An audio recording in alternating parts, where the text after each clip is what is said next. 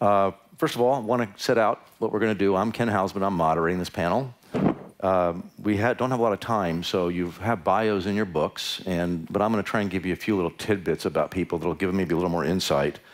We will go through give each panelist a chance to share some thoughts, and then we're going to see if we can kind of create a little controversy up among the panelists on some of the topics that we're going to discuss. I'm going to show a little bit about my background, just as we will with everybody else. So I'm an entrepreneur, short version, did a startup with Gene Kleiner we took public, interim CEO and board member of a company that won multiple awards at CES called Avigant in the mobile space, doing a startup in educational IoT with Andre Agassi, served on NASDAQ's President's Advisory Board, have an operating background, and this type of event I normally do in private with rare wines, so we get everybody drunk off the record, and rare wines like 1947 Chateau Margaux on a good day, and it's very interesting and people want to come back. So, every time. Every time, All yes. the time. Yes, yes, exactly right. So let me start with Rose Schuler. You have everybody's bio, so again, I'm not going to share too much here, but she is Vice President of IoT Strategy. Basically, she runs Internet of Things for Intel, and deep background, technically, enterprise networks, et cetera, but the IoT space is really a critical area, and I think one area we'll talk about at length here. She is passionate about women in technology, and really how does technology relate to business growth. So that's Rose. This is where I get to go run through these things and try and do it creatively. Yobi Benjamin. There's Yobi. Yobi's a character. Most of these people I've known for some time or were recently introduced through a common friend. Yobi's a character. I don't need to tell you that. You're going to figure that out very, very quickly. But in the most positive way, extremely creative. He's an analyst, an innovator. I'd call him a futurist. He won the Pioneer Award at the World Economic Forum, Technology Pioneer. He was previously the global CTO of Citigroup. And he is a polymath, and I've just encouraged him to don't take all of his time explaining what that is. And I have invested in 2 of his companies. Yeah. Bo Ewald. I was introduced to Bo, there he is, through a friend of mine who built the U.S. Supercomputing Center, which is the NSA's infrastructure. So we're already starting out in a very unusual place. And Bo is, I'd say, simple, god of fast computers and display. So I think what he has to share, especially around quantum computing, is going to be amazing. Arvind Sadani. Arvind is a financial pioneer. I've known Arvind for many, many years. Really, again, unique guy. Arvind founded Intel Capital. And when he was at Intel, he went to Andy Grove and said, I got this idea about something really cool we could do. Andy said, let's do it. Arvind has served up until January as the EVP and president of Intel Capital. While there, he transformed Intel Capital into a Tier 1 VC. And by Tier 1, we mean across the board. He invested $3.3 billion, ranked #1 in exits from 2005 to 2015. That's across all funds. 528 investments with 300 exits, most of them being M&A. Intel Capital was fully sustainable. It was the 3rd largest producer of cash flow and profitability to Intel. So you're seeing something that's really unusual. The original CFO of Microsoft is a common friend of Arvind's and mine. He sent his replacement down to Arvind to be trained. Arvind made so much money as treasurer at Intel. I'm lucky to have known a lot of the board members. They basically had to break through his transactions to try and figure out, was he taking undue risks? He was not. He was the first guy to get puts approved by the SEC, also brilliant financially. And in his role running Intel Capital and also serving as treasurer there, I think he has the most unique view macroeconomically of anybody I've ever met. And having recently left Intel, he's now launching his own fund, which I'm sure will be a grand slam. And that takes us to Skip Rizzo. Skip, I was connected to Skip through another friend of mine who runs Stanford's VR lab. He runs USC's VR lab in the healthcare space, and for the last 20 years, he's been developing applications around healthcare. And VR is a very hot area, and I'm sure we'll talk about that at length. So, without further ado, I think we're going to start with Rose as our first sharer. Yeah, why don't we jump to slide 24. The very first thing I often start with is a really simple definition of the Internet of Things. And if you look at the basic vernacular, you're taking things, and a thing can be a car, it can be an elevator, it could be a pump in a manufacturing facility, so a very broad definition of things. You connect them through the network, and as they produce data, that data is securely transmitted and analyzed in the cloud. So if you think about how this can transform businesses, you are creating immense amounts of data, driving our big data interests financially, driving business value. But the problem that we often see is each of these implementations, every time you take and connect that thing and you get it producing data, it gets a little bit smarter, it drives more compute, but each of those implementations is pretty unique. And what we've seen in many, many industries, whether it's PC, servers, networking, storage, mobility, that if there is a lot of vertical purpose-built technology, you never get the opportunity to unleash what McKinsey says is $11 trillion of economic value in this space. So the problem that we're really trying to grapple with is how do we take some of these really exciting future technologies, and you'll hear the guys talk about them, virtual reality, quantum computing, artificial intelligence. How do we take and really democratize them, scale them to drive the economic growth? And then if you jump to the next slide, the thing that really I'm passionate about relative to the Internet of Things is it's not only a business opportunity. We see an opportunity, obviously, to make money based on the value of the data generated off of these things. We also see the opportunity to save money. An example would be if you could instrument a pump or a piece of equipment in your manufacturing facility, and you could optimize the productivity. That's incremental value. That's saving money by managing your downtime predictably. But you can also save resources. We did this interesting pilot in a rice field in Malaysia. And what we found was that by instrumenting the fields, managing the water consumption, we increased yields from a crop perspective by 50% and reduced water consumption. So we can save resources. And then finally, the example that I think really touches the heart of many when you talk about the Internet of Things is really how we save lives.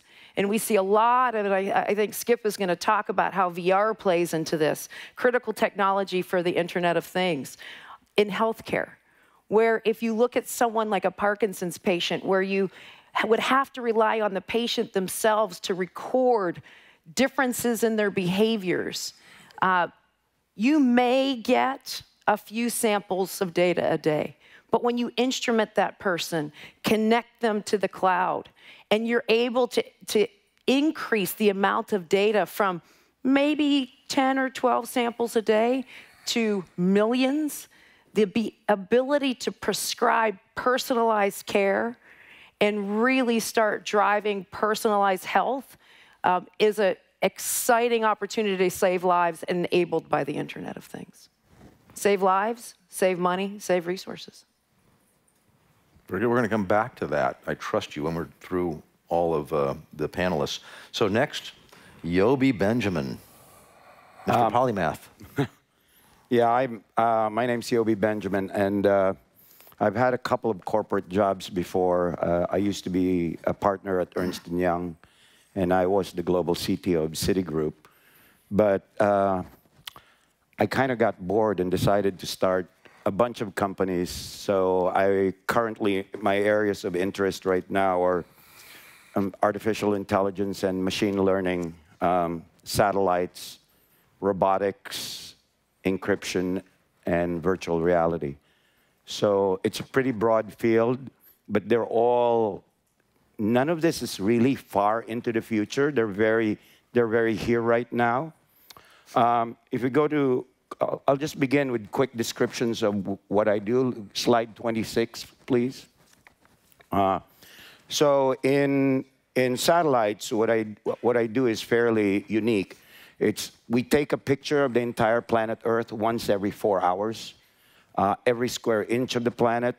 And we also have high-speed communications that we're building. Right now, we can do up to 6 gigabits per second up and downstream.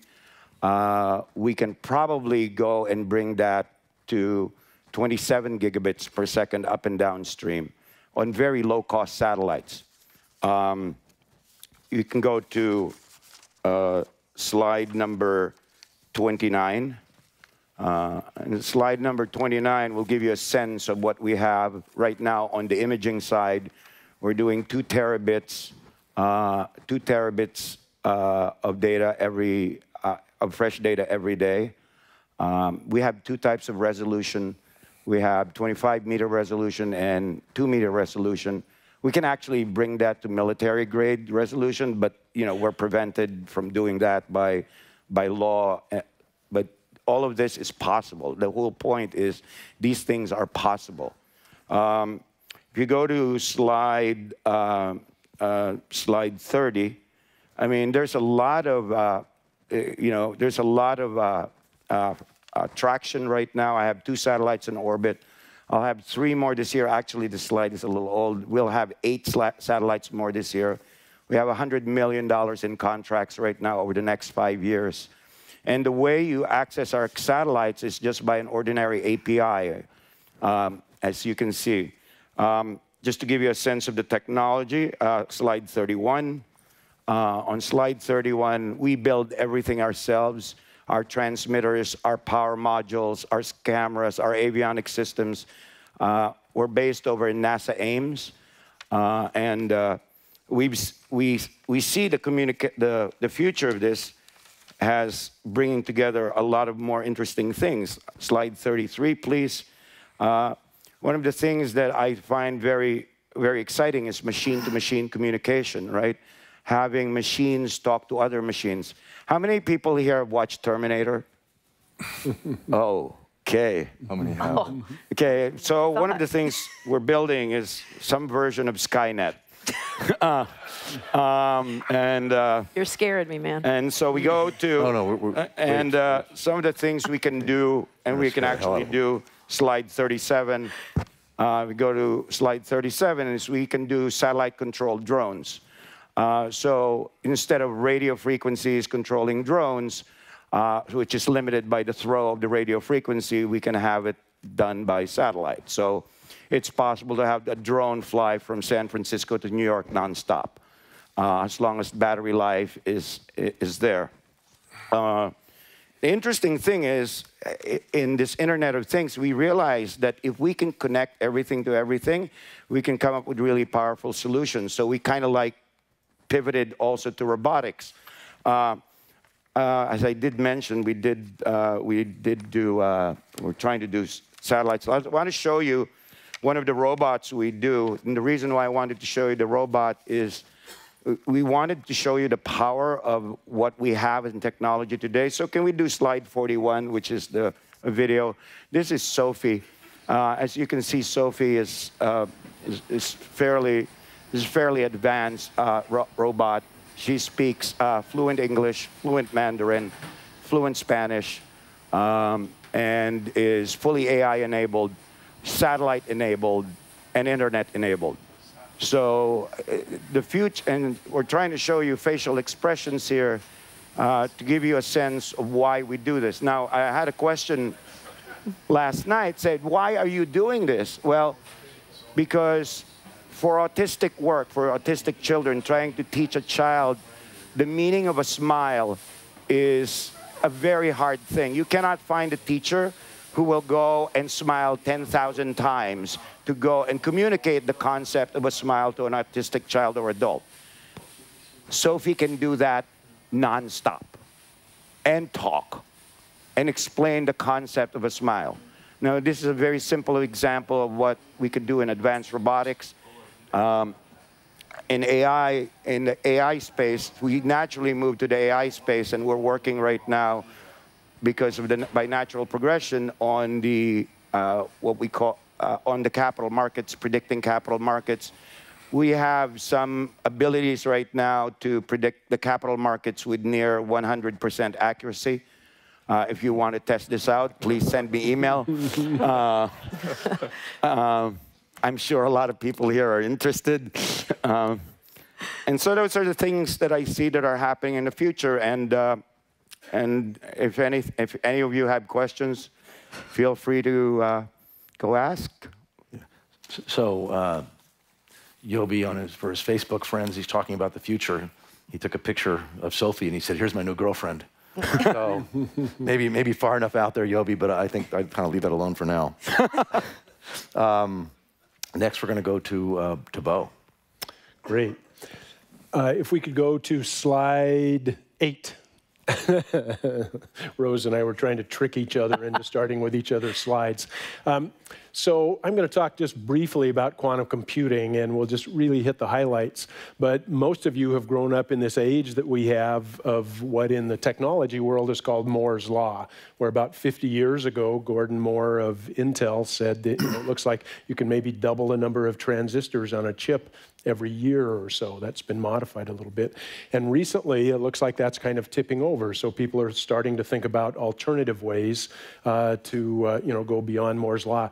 This slide was taken from, of all things, the cover of the Technology Quarterly that is a magazine put out by The Economist. So it's sort of getting public interest and public play, and that, in fact, is where quantum computing will fit in, is as traditional computers change, this will be another alternative sort of to be added to the mix. So the next slide gets at sort of how this all started. And Richard Feynman, starting in the 60s, and wrote a famous paper in 1982, postulated that you would be able to, at some point, be able to build a quantum computer.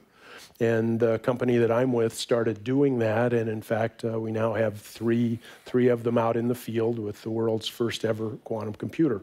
The next slide talks a little bit about what is a quantum computer, and speaking of the Terminator, this in fact is the Terminator's arm. That is the Terminator's arm, not my weak arm, but this is the Terminator's. It looks like the Terminator's arm. And so a quantum computer, rather than fighting against quantum effects, as we've done for 50 or 60 years in traditional computing, tries to take advantage of those. And the quantum computer itself is at the very end of that long arm. And I have one, and this is I don't know that you can see it, but to show you the size of the quantum computer, it's that chip that's in this lucite block. So it's no bigger than your fingernail. And we'll talk a little bit in a second about what it can do. So the next slide basically talks about the 3 types of quantum effects, quantum mechanical effects, that we and no doubt others will use as we move along. And those are superposition, where instead of a bit being a 1 or a 0, a bit can be either. It can be a 0 or a 1, or we're intending here to show both at the same time. So, and I won't show you the back of the T-shirt, but... Oh, sure. Oh, show it. Come on. No, we'll afterwards, if there are questions. So superposition, where a bit is a 0 or a 1 or both. Entanglement means that instead of bits or other pieces of nature operating independently, as my fingers are doing here, when they become entangled, you can no longer deal with them as 10 different elements. They operate as one element. So you don't have to send signals from one bit to the other to get them to operate in concert. And then quantum tunneling is a technique that we use rather than having to put more energy into a chip to get over a barrier. We tunnel through the barrier to a lower energy state. So we actually, instead of fighting those, as we have in traditional computing for so long, we use those to see if we can't do something effectively. And the next chart the next slide shows what one of these computers looks like. There are actually 3 of them in this picture. They come in a huge box. The box is, for those of you who grew up in the classified world, this is a SCIF, and so it cuts out any radio frequency emanations, and we also have to do a lot of work inside to be able to get this thing to operate in a quantum manner. The next, and over time, these will get much, much smaller. The next slide then takes us one more step inside the box, and there is that Terminator arm again, and you would see numbers here on the right of the picture, and those numbers are the temperature that part of the quantum computer is operating at. And the only one I would point to is the very bottom one, where we're today running at about 15 millikelvin.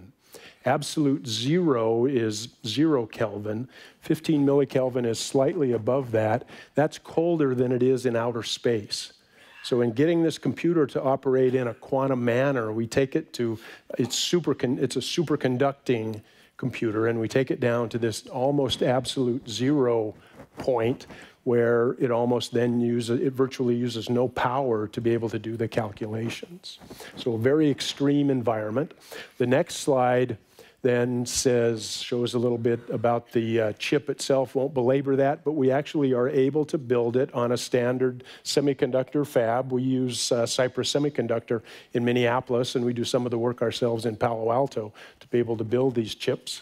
And then the next slide says, okay, great on the technology side, but how does this really work? This is not like any computer you've ever known before. This machine doesn't add numbers or subtract or compare, is this letter an A and this one a B? It doesn't do any of that. But what it does is, if you can map a problem onto it as, in this case, I've shown it as a 3-dimensional landscape, like the Alps. If you can map a problem into that, what this machine does, and it's really an energy landscape rather than mountains, but if you can create an energy landscape, this machine automatically searches through a space of about 2 to the 1,000th, which is huge, more particles than in the universe. It looks at that many potential solutions about 10,000 times a second to probably find the lowest valley or valleys in that energy landscape. And I use the word probably because this machine is probabilistic. Quantum things will be probabilistic. You're not guaranteed to have the best answer, but you probably have a good answer. So when you run a problem on this, you don't run it once, you'll run it 10 times or 100 or 1,000 times and get a sampling of answers back. And conceptually, what it's really doing is it's collapsing to the lowest energy state given whatever your program was, or it's finding the lowest valley or valleys in this energy landscape. The next slide says that what this first quantum computer is probably good at, given what it does, is solve optimization problems, some machine learning problems, and probably Monte Carlo or sampling problems that are of interest in the financial world, and all these are in a variety of applications. The next slide is, why is this important? Well, before Google, who were our second customers, bought the machine, they gave us some benchmarks to run. So this is 2 or 3 years old now. We ran those, and it turned out on these benchmarks, which were tailored for this machine, should have done well on this machine, they ran about 11,000 times faster than on a traditional computer.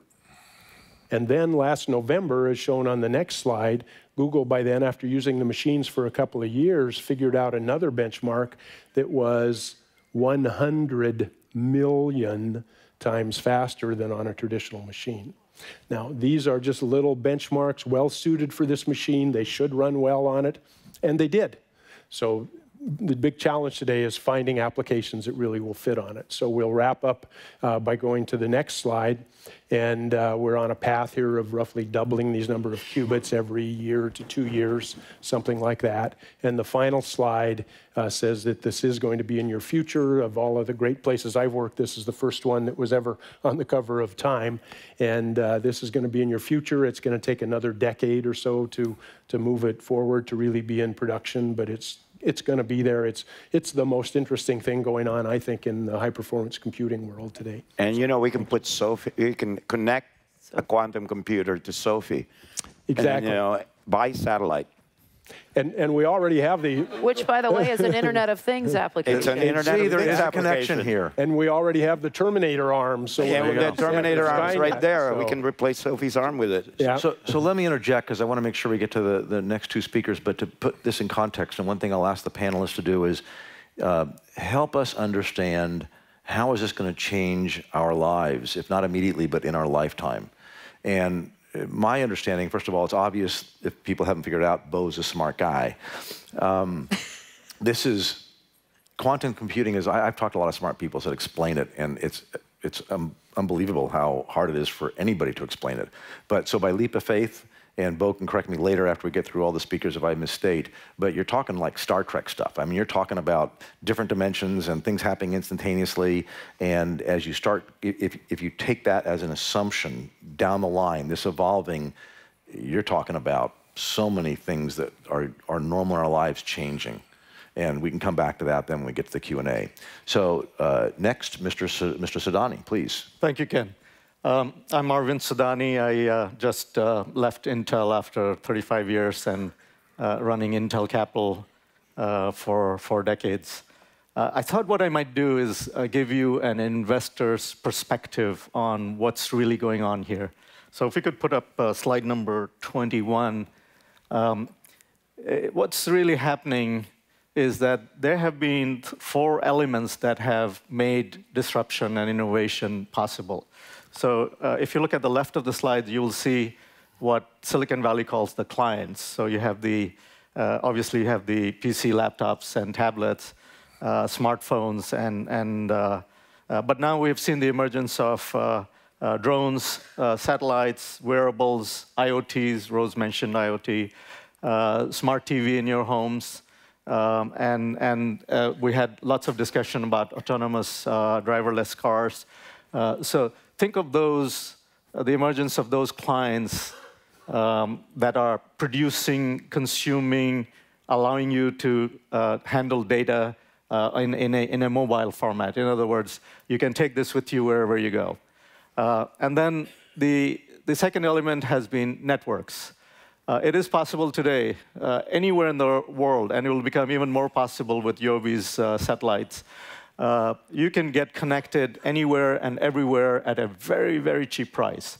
So until very recently, we had sensors in warehouses and Walmarts and other places, but it was very expensive to have those sensors connect to the network because the cost of the sensor was high, the cost of connectivity was high, and you couldn't be assured that you would get connection everywhere in the world. So now what we have is ubiquitous networks where no matter where you are on this planet, you will get connected. So you can get connected, your IoT sensor can get connected, your car gets connected, your smartphone, obviously, as you all know, gets connected. So the emergence of these networks was another of the elements. The third element is the data center and the cloud. In the old days, and I'm talking about probably 6 to 10 years ago, in the old days, all data was sitting in the enterprise IT. So it was sitting in your home, it was sitting in the company's data center, and it was not shareable across the world. It wasn't accessible unless you had your own VPN network, and it got very complicated. So with the emergence of data centers where that data is accessible anywhere and everywhere through these networks has created another opportunity. The fourth element that is giving rise to all this disruption and innovation is the ability to take humongous amount of data and rapidly, in real time, figure out what is it trying to say. And that's the whole area of data analytics. I'm sure you've heard a lot of companies talking about data analytics. So the combination of these 4 things has created an environment where virtually, in my view, as an investor's perspective, virtually every business out there is going to get disrupted.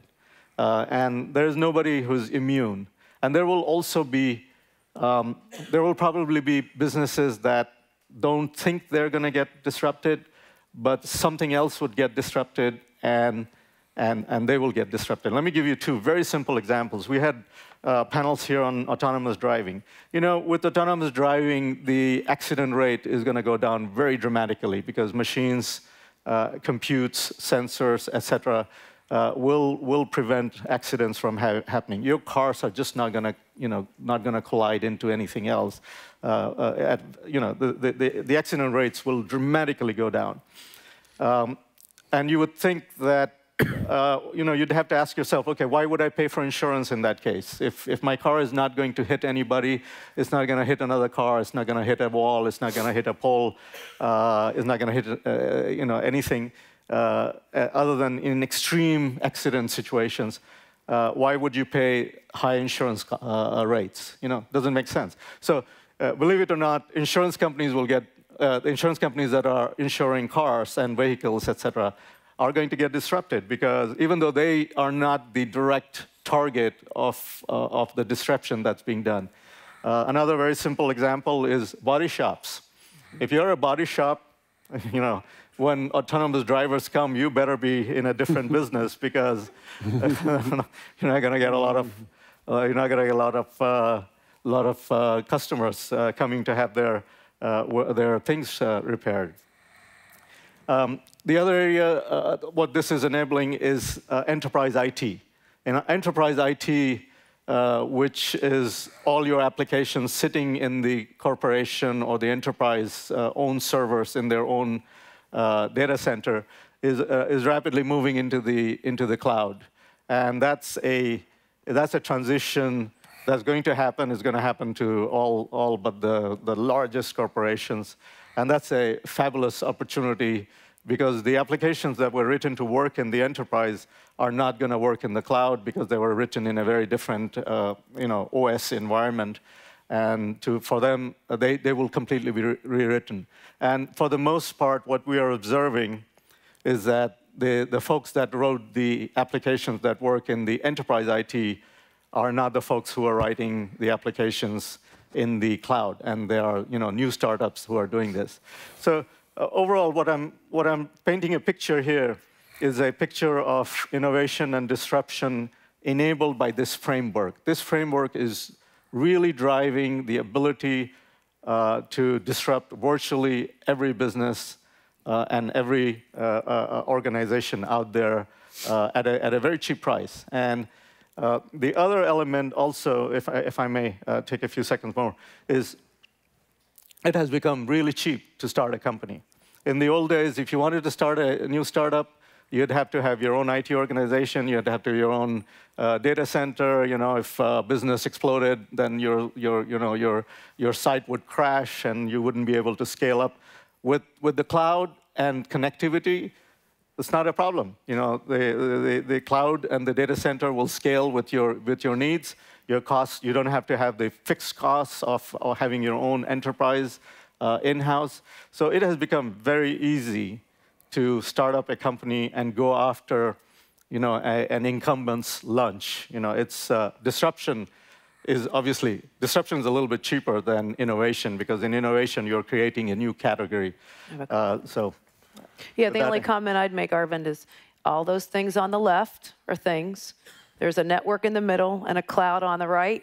Great picture of the Internet of Things.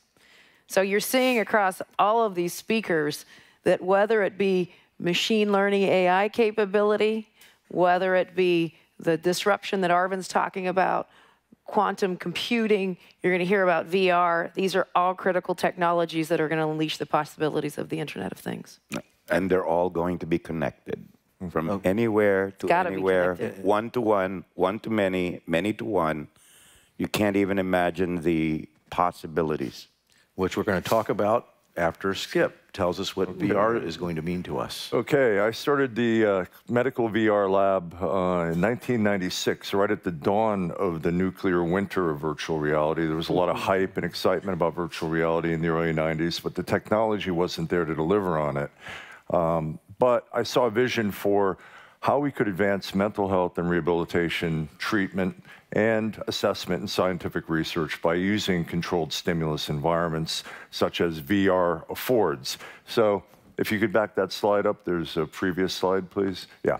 So the metaphor here for applications across all healthcare is aviation simulation. So just as an aircraft simulator can test and train piloting ability, we can design VR simulations that test, train, teach, and treat human functioning.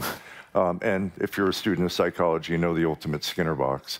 So at USC, at the Institute for Creative Technologies, the medical VR lab, which we started in '96, focused on development of these things for psychological purposes, cognitive, motor, virtual humans. And I want to show a couple of videos to show what we've been doing and where we can go in the future. So here's an application that we use to treat service members and veterans with PTSD by putting them in simulations of Iraq and Afghanistan and helping them to confront and process difficult emotional memories.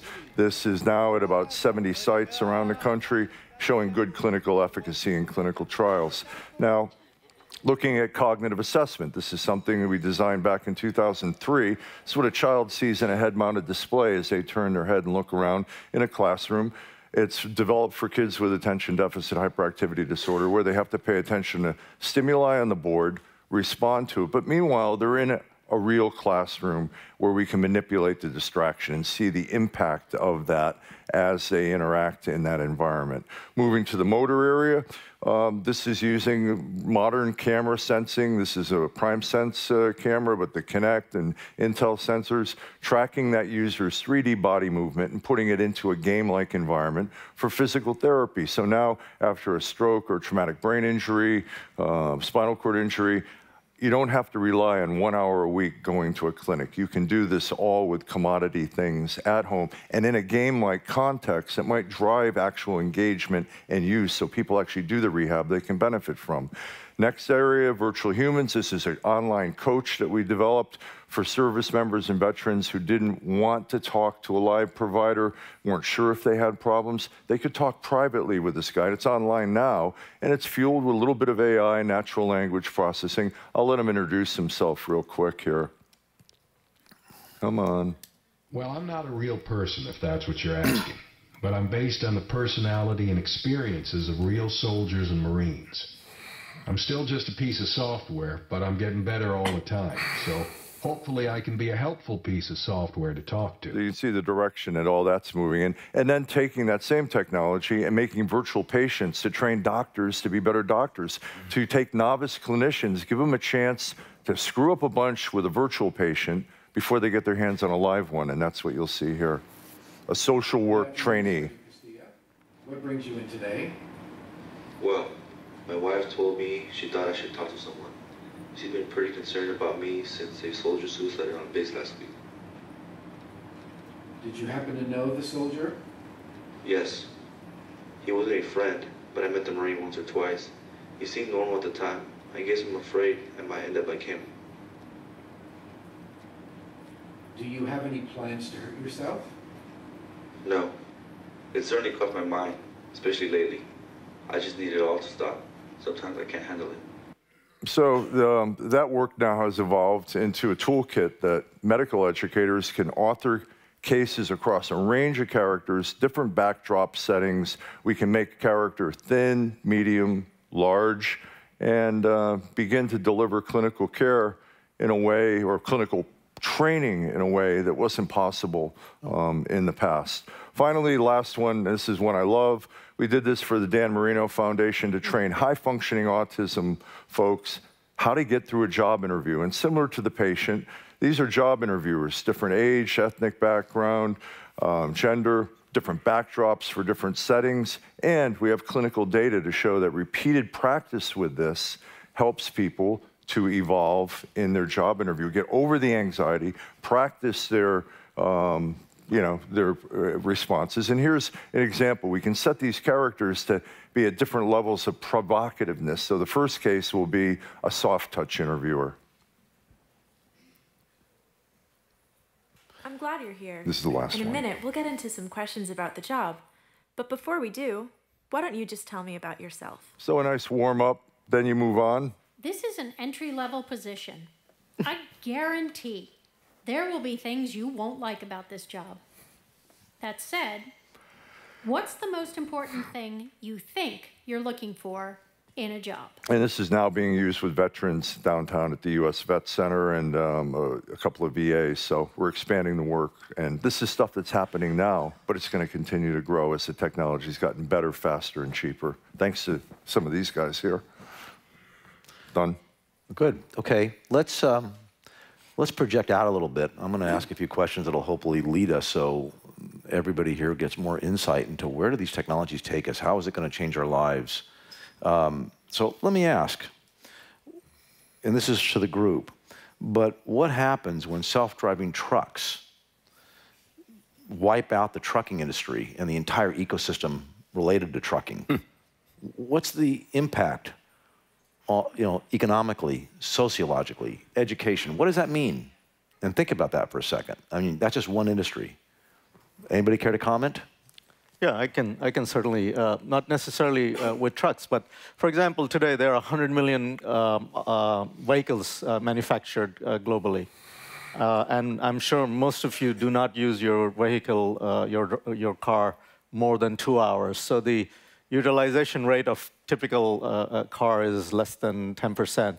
And once cars become autonomous, where you're not necessarily going to use them yourself or buy them yourself in a shared economy, the utilization rate of cars is going to definitely go up from the current 10 to 15% to probably 30%. And if by that greater utilization rate, you end up with fewer than 100 million cars being made, let's say you get down to 80 million cars, that's quite a substantial contraction. The other thing is the number one job in the U.S. is drivers of some kind or another. Whether they are taxi drivers or truck drivers. I mean, just think of the consequences of those folks not having jobs. I mean, that's a very large portion of the employment base. It's the number one profession in this country today is drivers. But if I can add to that. I think, but you also see opportunity, right? I mean, if the utilization rate of a man-woman-driven car is 2 hours a day, that's 22 hours a day. It's just sitting there doing nothing. So how do you use that capability for other services? You're starting to see companies now that have driver services get into package delivery.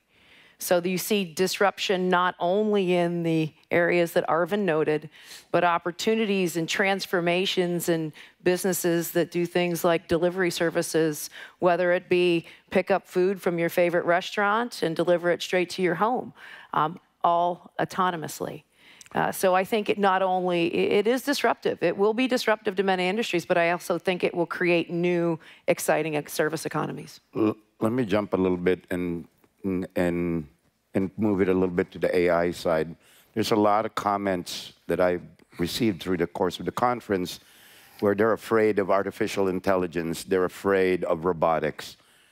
And I try to use as an example the field of cancer research, where I do a little bit of, noodling around. When you take somebody has cancer, it's not one cancer. There will be a number of cancer cells that occur, let's say in prostate, breast. You can have 200, 400 variants of cancer cells. In order to do personalized medicine, you have to be able to quickly identify each of those cancer cells, because each of them have unique genetic signatures. And with quantum computing, with high-performance computing, with AI, you can do that very quickly. And at the same time, you can design viruses. One of the greatest things that's ever been invented is a technology called CRISPR. For those of you who don't know what CRISPR is, it brings gene editing into, probably the 22nd century. It's just amazing. Combining artificial intelligence with our ability to rapidly create new viruses that will eat the cancer cells, we can actually bring cancer to its end. And I believe that we can bring cancer to its end in the next 10 years, because to me, cancer is a compute problem. It is not a biological problem. And as long as we can identify the cancer cells, design the viruses to go and kill the cancer cells, we can do this. And it's a compute problem. Yeah, I was just going to say, I think this is great, but we can't lose sight of technology is just a tool. And all the things we're talking about here are tools. And we can't forget we're talking about the future of humankind. So we need to prepare people in the future for how to use these tools effectively, whether it's training in these areas or understanding what humans need so that they can take advantage of all quantum computing and all AI and everything that I think we can't forget the human user here. No, absolutely. I think it shouldn't be really, I think AI may be not the right way to use it, but human-assisted artificial intelligence is really what it's about. At the end of the day, we're masters of our own destiny here. And we have the ability as humankind to actually design the best and the finest technologies. And they, you know, there's a lot of people who talk about dystopia, too much dystopian robots will come and kill us, et cetera, et cetera. Being someone who works in robotics, I just can't see it. Someone who works in AI like me, I just can't see it. You know, this runaway. With what confidence level, Yobi? It's just, You mean you don't mean? But I think. Go ahead, Rose. Rose, go I ahead. was just going to say, Skip had a really good point.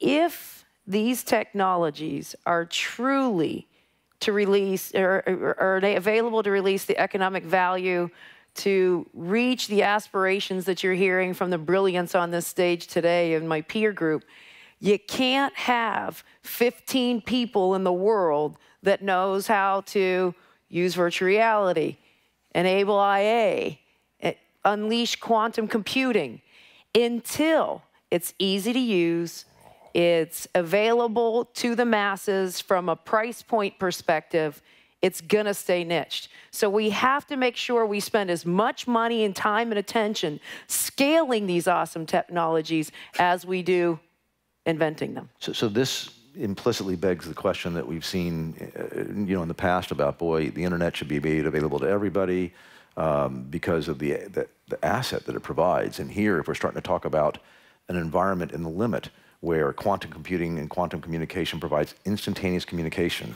and between IoT, where everything you have is connected to the internet, from nanotechnology to different types of, everything is connected. And with predictive analytics, you know, it knows everything. If you are out of that environment, you may have a problem. And so how we deal as a society, as the world, as this evolves, I think there's an opportunity to make things much better, and there's an opportunity to create bigger problems if people end up kind of out of work and not having access to the resources. Other comments? Otherwise, I'll put something else out there. Sure. Okay.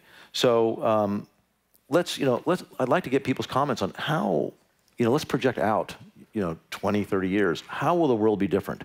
And I'll give you one example that a friend of mine shared with me for the kinds of things I'd love to hear about from the group. A friend of mine has a company that I think it's FDA approved now. It's an implantable lens for cataracts. It has more computing power than the original space shuttle. It connects. And if you think about it, in the limit, if you had a contact lens like that eventually, if you're a single person going into a bar, you got top-down, analysis with everything connected, kind of identifying like you're a fighter. Who should I go talk to? And then it's like reading scripts as to, based upon all the information they're collecting and the body language and everything, what should I say to this person? So you basically have a computer to computer talking, and you're like reading the news, So. God, that sure takes the fun out of it. No. But so I'd love to hear 30 years from now. Quantum computing. I mean, quantum computing. I've heard analogies to when computing first started. My father was involved in the first computer out of the working for just the government, shall we say, and they went to IBM originally and said, the computer said, computer has no future. The vacuum tubes would burn out so fast they're replacing them, had no future. Quantum computing has that potential, I think. Where does the world go? What does this look like? We have the ability within this lifetime, really, to actually eliminate disease. I actually believe that. I know Dr. Craig Ventner, who some of you may know. I know Juan Enriquez is probably in this room, and if he is, say hello, Juan. We now have the ability, through the combination of biology and computer science, to actually eliminate disease before it actually even occurs. We can do this today. And, I truly believe that this will be commercialized. I know that there's a team in San Diego that's doing this. And so when nobody dies, Yobi, what happens? That's a profound question. I mean, if nobody... Well, nobody said we have 5 minutes. I mean, we got time to... We'll go back to the 3 values. Save and make money, save resources, save lives. If we're going to save lives, we better learn how to save resources as well. Right. So we have the ability to feed, nurture, care for the superhumans. And will the government be the ones that help us efficiently figure out how we save money? And oh, don't do that. we didn't want this to be easy for you guys. Take the government out, please. Solve the equation, yes. I've actually seen some pretty pragmatic policy come out. We just saw some recent policy come out on autonomous driving where algorithms could be equated to a human set of considerations in that use case. So I think from a, projected 20 years, I agree with Yobi.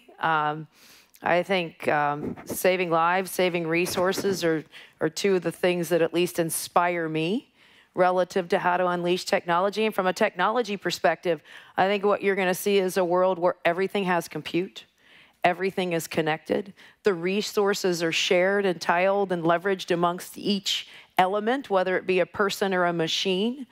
And I think it's a pretty exciting future. What does this mean in terms of privacy then? If everything's connected and it's instantaneous and you've got the kind of computing power that you can basically break encryption easily, what happens to virtual currency? What happens to our own personal privacy? You move your arm up, the sensors are communicating that your arm just moved.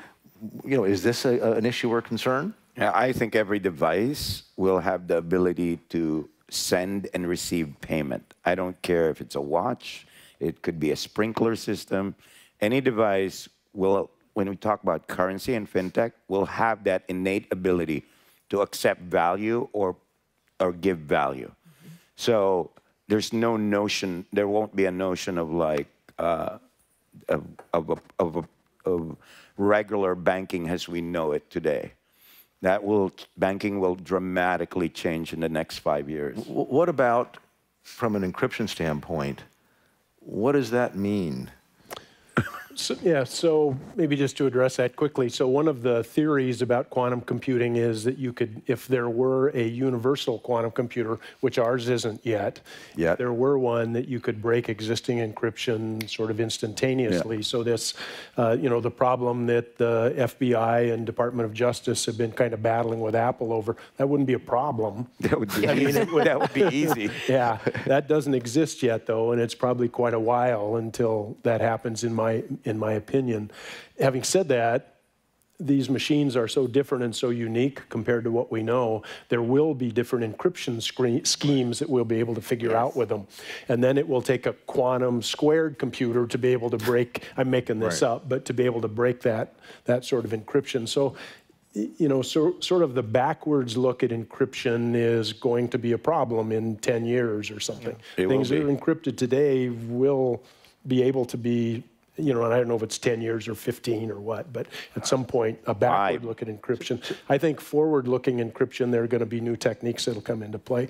Just very quickly, as we look, though, at this, all of our technologies evolving, I think there's a social side to this, and that is that the gap between the technology elite, the people who really know how to use the Internet of Things and all of our different technologies, and the rest of the world, if somebody doesn't sort of have a conscience and pay attention to that, that gap is going to become huge, huge.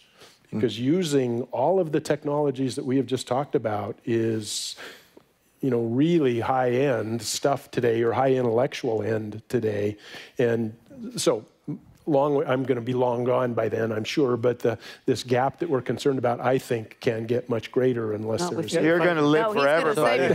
So we're down. I've already lived forever. We're pretty much moving into wrap up here. So Ken, if I may go back to the security. And we got like a minute. Ultimately, he who has the fastest computer will have the best encryption and have the best ability to decrypt. However, blockchain is going to make that a little bit harder. And I don't know how many of you attended the blockchain, but basically the concept of blockchain is that you have access to a whole bunch of computers out there that work on your problem and go back to time zero to compute the present state, right? And I think that will help the security problem by bringing the collective resources, because ultimately somebody will have, at any given point in time, somebody will always have the fastest computer. And if that's the case, then they will crack every encryption code. So I think I hate to do this, but we're wrapping up right now. And I hope that you found the panel valuable. I hope that we've actually raised more questions in your mind than we've answered, because I think that's where this goes. I mean, the political implications, the educational implications, everything. So thank you all for attending, and to my panelists, thank you very much. Thank you. Thank you.